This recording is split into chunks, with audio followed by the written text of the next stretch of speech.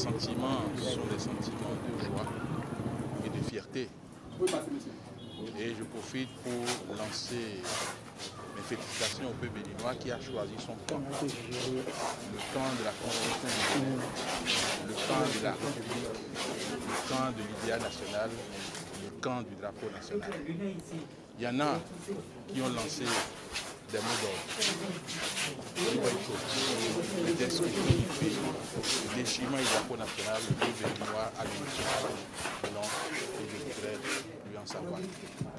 Aujourd'hui, il est clair que la violence a un visage de l'État. La violence, l'intolérance, la dictature ont un visage de l'État. Et ce visage, c'est celui de l'opposition radicale. Nous avons vu ce qui a été fait.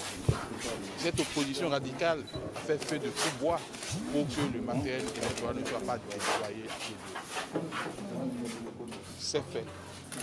La Sénat, toutes mes félicitations pour avoir su braver tout cela, amener le matériel à pied d'œuvre et les populations sont en train de voter dans la paix, dans la joie et la sérénité.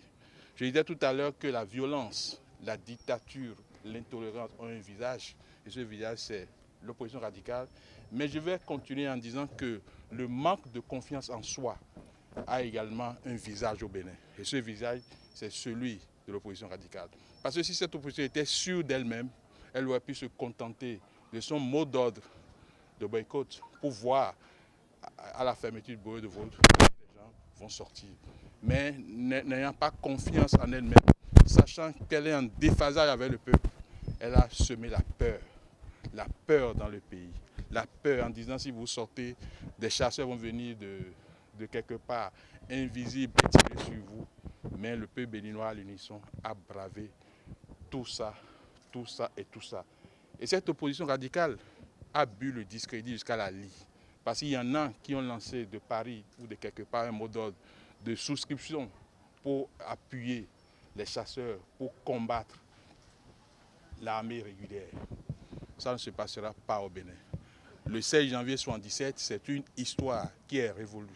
Il n'y aura plus d'agression impérialiste. Et comme en 1977, le peuple s'est dressé contre ces personnes-là qui ont fini par montrer que leur problème, ce n'est pas le peuple, ce n'est pas l'idéal national, c'est eux-mêmes. Chapeau au peuple béninois et rendez-vous ce soir à la nuit électorale pour faire le point de qui a gagné. J'avais dit hier dans une émission ou vendredi à Café Média que la politique est une compétition, un jeu où le seul arbitre est le peuple. L'arbitre va trancher ce soir et nous verrons des deux parties qui est vraiment pour le peuple.